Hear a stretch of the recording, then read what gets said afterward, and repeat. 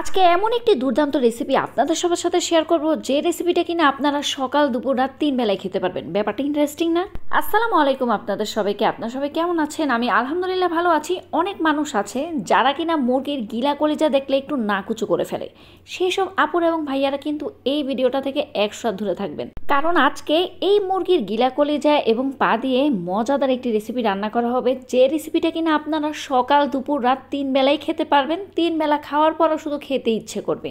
তো আজকে আমি যে মুরগির গিলা কলিজা নিয়েছি সেগুলোতে আমি দিয়ে দিচ্ছি এখানে লেবু, এরপরে দিয়ে দিচ্ছি এখানে লবণ।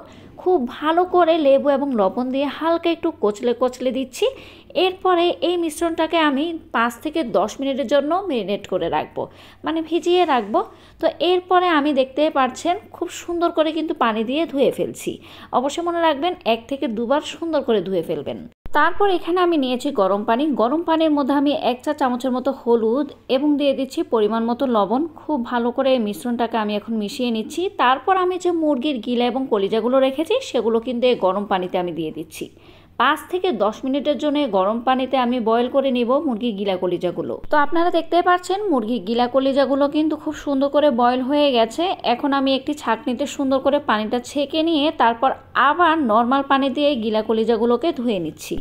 আপনারা যদি আমার মতো করে এভাবে প্রসেসিং করে নেন মুরগির গিলা কলিজাগুলোকে, তাহলে আমার মনে হয় না এই মুরগির গিলা কলিজাগুলো থেকে কোনো ধরনের ব্যাড স্মেল বের হবে। এখানে আপনারা দেখতে পাচ্ছেন আমি বুটের ডাল ভিজিয়ে রেখেছিলাম। তো ডালগুলো কিন্তু খুব সুন্দর করে ভেজানো হয়ে গেছে। তো এখন এই ডালগুলোকে আমি একটি সাইডে রেখে একটি মশলা তৈরি করে নিব। তো এখানে আমি গরম তেলে দিয়ে দিচ্ছি প্রথমে শাহি জিরা। জিরাগুলোকে ফুটিয়ে ওঠার জন্য কিছুটা সময় দিব। তারপর এখানে দিয়ে দিচ্ছি কিছুটা গোটা মশলা, এলাচি, দারচিনি, কালো এলাচ, লং, গোলমরিচ এবং লাস্টে দিয়ে দিয়েছি এখানে কাবাব চিনি। তো এই সবগুলো মিশ্রণকে আমি এই শাহি জিরার সাথে আবার ভালোভাবে একটু নেড়ে চেড়ে দিচ্ছি। তারপর এখানে আমি দিয়ে দিচ্ছি হাফ কাপ পরিমাণ পেঁয়াজ কুচি। পেঁয়াজগুলোকে এখন আমি খুব ভালোভাবে ভেজে নিচ্ছি। যখন দেখবেন হালকা হালকা ব্রাউন কালার চলে এসেছে পেঁয়াজের মধ্যে, তখনই আমি এখানে দিয়ে দিচ্ছি টমেটো কুচি। তারপর এখানে আমি দিয়ে দিচ্ছি রসুন বাটা প্রায় 3 চা চামচ। আপনারা চাইলে কিন্তু একটু বাড়িয়ে কমিয়ে দিতে পারেন। তো এরপর আমি দিয়ে দিচ্ছি এখানে আদা বাটা 1 চা চামচ, শাহি গরম মশলার গুঁড়া 1 চা চামচ এবং জিরার গুঁড়া হাফ চা চামচ, লবণ স্বাদ মতো দিয়ে এখন আমি এই মিশ্রণগুলোকে আবার খুব ভালোভাবে নেড়েচেড়ে দিচ্ছি। এখন এই মিশ্রণটা নেড়েচেড়ে দেওয়ার পর দেওয়া হচ্ছে হলুদের গুঁড়া হাফ চা চামচ এবং মরিচের গুঁড়া হাফ চা চামচ। খুব ভালোভাবে আবার এই মিশ্রণ আমি নেড়েচেড়ে দিচ্ছি। আর এই মশলাটা যাতে পুড়ে না যায় সেজন্য কিন্তু আমি সামান্য পরিমাণ পানি মিশিয়ে নিচ্ছি। অবশ্যই মনে রাখবেন গরম পানি ইউজ করবেন। এখন খুব ভালোভাবে নেড়েচেড়ে আমি মশলাটাকে কষানোর জন্য দিয়ে দিচ্ছি প্রায় 2 থেকে 3 মিনিটের জন্য। প্রায় 3 মিনিট পর আমি ঢাকনা উঠিয়েছি। আপনারা দেখতেই পাচ্ছেন এই মশলাটার উপরে কিন্তু তেল ভেসে উঠেছে। এখন আমি খুব ভালোভাবে মশলাটাকে নেড়েচেড়ে দিচ্ছি। মশলাটাকে নেড়েচেড়ে দেওয়ার পর যে গিলা কলিজাগুলো আমি সেদ্ধ করে রেখেছিলাম আমি এখন সেগুলো দিয়ে দিচ্ছি। গিলা কলিজাগুলোকে খুব ভালোভাবে মশলার সাথে মেশানোর পর এখন আমি ঢাকনা দিয়ে 3 থেকে 4 মিনিটের জন্য রান্না করে নিব। 3 থেকে 4 মিনিট পর এখন আমি ঢাকনা উঠিয়েছি। আপনারা দেখতেই পাচ্ছেন এই গিলা কলিজাগুলো থেকে কিন্তু হালকা একটু পানি বের হয়ে এসেছে। এখন আমি আবার খুব ভালোভাবে নেড়েচেড়ে দিয়ে প্রায় 1.5 কাপ পরিমাণ পানি দিয়ে দিচ্ছি। পানি দেওয়ার পর আবার এই গিলা কলিজাগুলোকে রান্না করে নিব প্রায় 5 থেকে 6 মিনিটের জন্য। 5 থেকে 6 মিনিট পর এখন আমি গিলা কলিজাগুলোকে আবার একটু নেড়েচেড়ে দিচ্ছি। তারপর আমি যে ডালগুলো ভিজিয়ে রেখেছিলাম সেই ডালগুলো দিয়ে দিচ্ছি। ডালগুলো দেওয়ার পর আবার খুব ভালোভাবে নেড়েচেড়ে দিয়ে ঢাকনা দিয়ে আমি 5 মিনিটের জন্য রান্না করে নিব। অবশ্যই মনে রাখবেন ডাল দেওয়ার পর কিন্তু এই রেসিপিটা আমরা রান্না করব একদমই লো হিটে, যাতে করে এই ডালগুলো তাড়াতাড়ি করে সেদ্ধ হয়ে যায়। 5 থেকে 6 মিনিট পর আপনারা দেখতে পাচ্ছেন একদমই কিন্তু পানি শুকিয়ে গেছে।